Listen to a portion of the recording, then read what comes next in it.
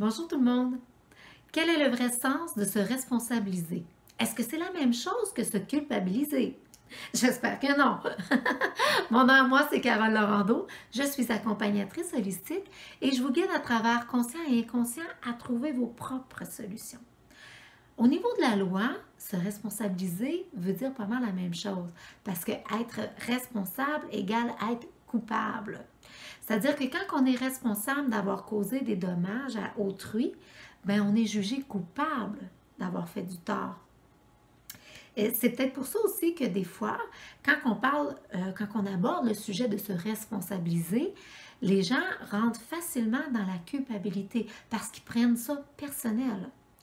Et dans la société, on parle beaucoup de responsabilisation, que ce soit pour prendre en charge quelqu'un ou que des responsabilités qu'on a envers une situation, comme les responsabilités familiales, la responsabilisation parentale, les responsabilités civiles, la responsabilisation environnementale, la responsabilisation économique, la responsabilisation politique. Il y en a plein de responsabilisations et de responsabilités dans cette société-ci, n'est-ce pas?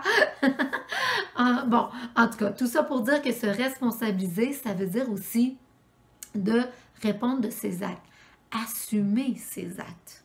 Et assumer, ça veut dire accepter les conséquences de ses choix et de ses actes. C'est une espèce d'autocritique constructive. Et au niveau de l'accompagnement, c'est dans cet aspect-là qu'on travaille. Parce que c'est d'apprendre à assumer ses choix et ses actes, ceux qui ont été faits avec tout le contexte qui était là pendant la situation. Donc, on parle de l'âge, des émotions, des apprentissages qui avaient déjà été faits, de l'expérience de la vie, des connaissances à ce moment-là. En fait, tout ce qui était en jeu à ce moment-là. Et aussi, c'est d'apprendre à assumer les choix futurs, ceux qui sont à venir, les actions à poser pour se rendre responsable de plus en plus au niveau de sa vie et de prévoir les conséquences avec des choix plus éclairés. C'est ça en accompagnement. Pour moi, plus jeune, on ne me respectait pas. Je vivais le non-respect et parce que je ne répliquais pas, j'avais peur des retombées, de toutes les répercussions aussi que ça pouvait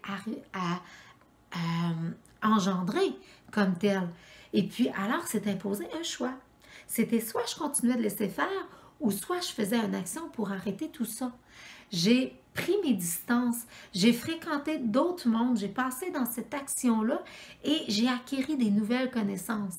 Ce qui a eu pour conséquence d'augmenter mon estime de moi, d'augmenter ma confiance en moi aussi et de pouvoir réussir à m'affirmer, à répliquer un peu plus puis à établir aussi mes limites. Résultat, ben, de fil en aiguille, je vis un grand respect de moi-même et je fais respecter mes limites à travers les autres aussi. Donc, si je peux vous donner un conseil, c'est apprenez à faire des choix spécifiques et uniques à vous-même en respectant toute la complexité des circonstances aussi, c'est sûr, mais au meilleur de vos connaissances à ce moment-là que vous avez. Vérifiez à ce que ça réponde à tous vos besoins, à tous les niveaux, dans toute votre entièreté. Et en pensant aux possibles retombées, aux conséquences qui vont arriver. Je vous invite à dire vos commentaires ou à poser des questions sous la vidéo. Puis en attendant, moi je vous dis, ou je vous souhaite plutôt des belles conséquences aux choix et aux actions que vous allez devoir poser bientôt. Bye! À la prochaine!